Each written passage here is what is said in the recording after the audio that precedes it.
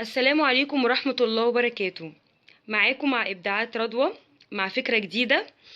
إن شاء الله تنال إعجابكم.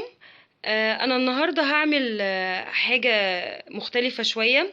ممكن تكونوا انتوا عارفينها، بس أنا عن نفسي هعملها بشكل مختلف بالنسبة لي أنا يعني. هنعمل منظم للأكياس، بس مش منظم بمعنى اللي احنا بنعرفه، اللي هما بيعملوا علبة صغيرة والكيس يبقى تقعدي تطبقي في الكيس كيس كيس علشان تعرفي تحطيه وتنظميه. طبعا الموضوع ده ما عجبنيش خالص، ولو احنا طبقنا الكياس مرة مش هنطبقها المرة التانية.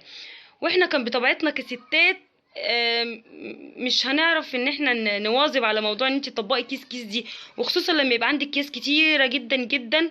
فطبعا صعب جدا انك تقعدي تطبقي كيس كيس عشان تحطيه في علبة انت عاملاها عشان تسحبي كيس كيس.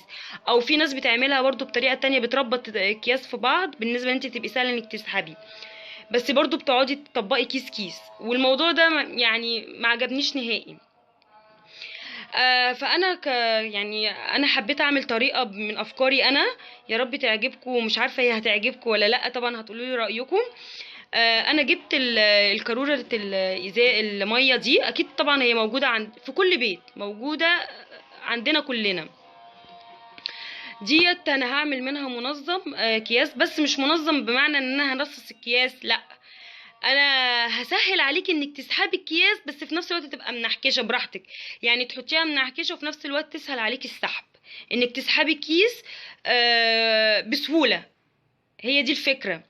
علشان حته ان احنا نرصص كيس كيس دي، لا، ولا زي ما انا قلت لكم، احنا لو عملناها مره مش هنعملها التانية.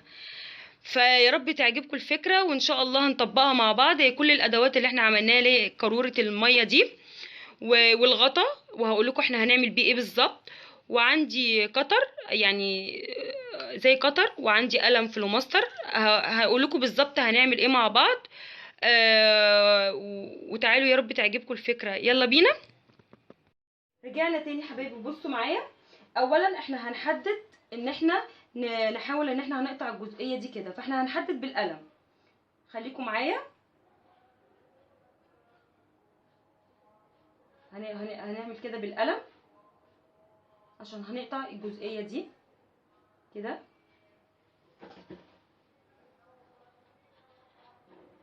اهي.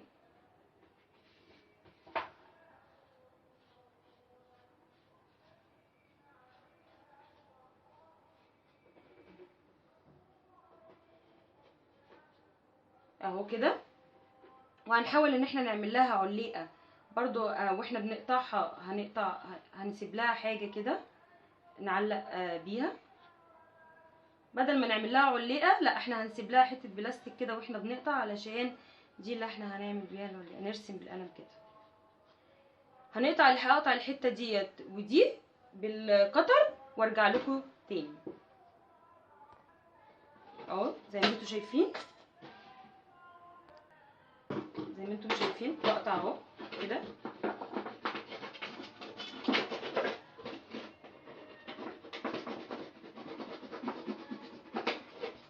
اهو كده.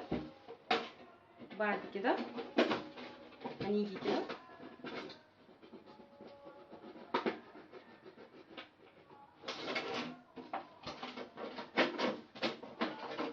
كده نعمل كده.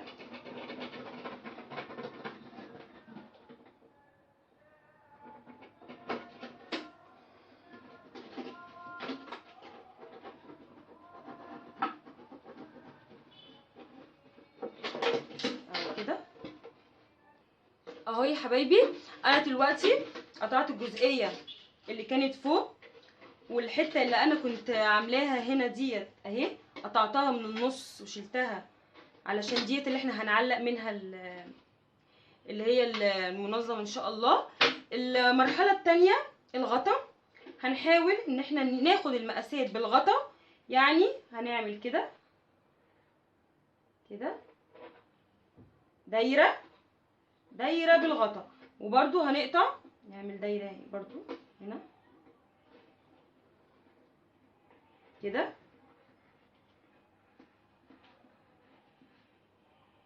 اهو نعمل دايره تاني هنا اهو هخلص اهو، هيبقى بالمنظر ده كده. هخلصها وارجع لكم اهو يا حبايبي قلبي. انا خلصت دلوقتي، رسمت بالقلم، عملت الدواير دي كلها كده اهي بالمنظر ده اهو. يا رب تكون واضحه قدامكم. خلاص بعد ما انا عملت كده هبدا بقى بالقطر دوت، وهبدا ان انا افرغ كل الدواير دي. يعني انا هفرغ كل الدواير دي اهو.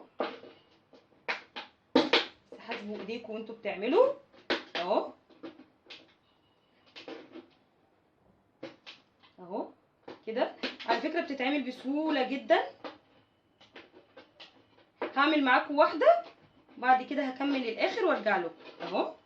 احنا دلوقتي شغالين في الدايره اللي هي الاولى، بس نعمل بالراحه علشان ما تتقطعش مننا والدايره تبوظ مننا اهي كده اهو. شايفين معايا اهي بدات اللي هي ايه تتخلع اهو اهو اهي. دي اول دايره حبايبي. انا دلوقتي عملت كل الخروم اهي اهي كله اهو، كله فرغته اهو. فرغت كل الدوائر اللي انا عملتها اهي بالمنظر ده علشان اعرفكم يعني الموضوع هيبقى ازاي مع الكياس. دلوقتي احنا المفروض ان احنا نعملها بالرش ده،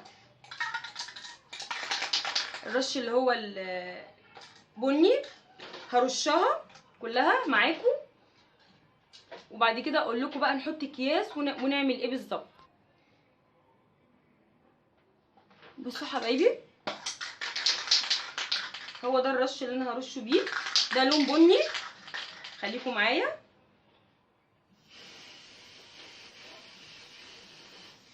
اهو. انا حطيت الجرنان ده علشان ما يبهدليش الدنيا، ده يعني عشان ارش براحتي. وهرش بالمنظر ده كده قدامكم، طبعا كل حاجه واضحه قدامكم اهو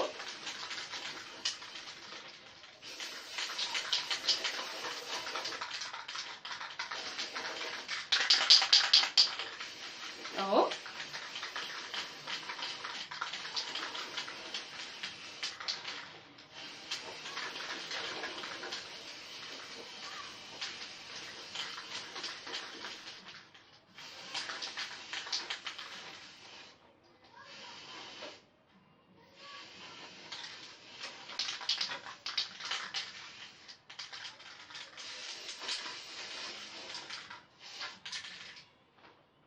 اهو بالمنظر ده كده. طبعا وضحت اكتر طبعا قدامكم لما انا عملتها رشيتها اهو بالمنظر ده كده. هسيبها تنشف وارجع لكم حبايبي. هي دلوقتي خلاص نشفت، بقت بالمنظر ده كده اهو. هنقدر بقى دلوقتي نحط اكياسنا مكرمشه، على فكره مش مطبقه ولا حاجه، يعني انتي بتحطي من غير تطبيق اهو. لا طبقنا ولا عملنا ولا تعبنا، احنا هنحط اكياسنا زي ما بنحطها في الكيس، بس بدل ما يبقى في الكيس وتقعدي تطلعي كله عشان تطلعي كيس، لا انتي انا هقولك تعملي ايه.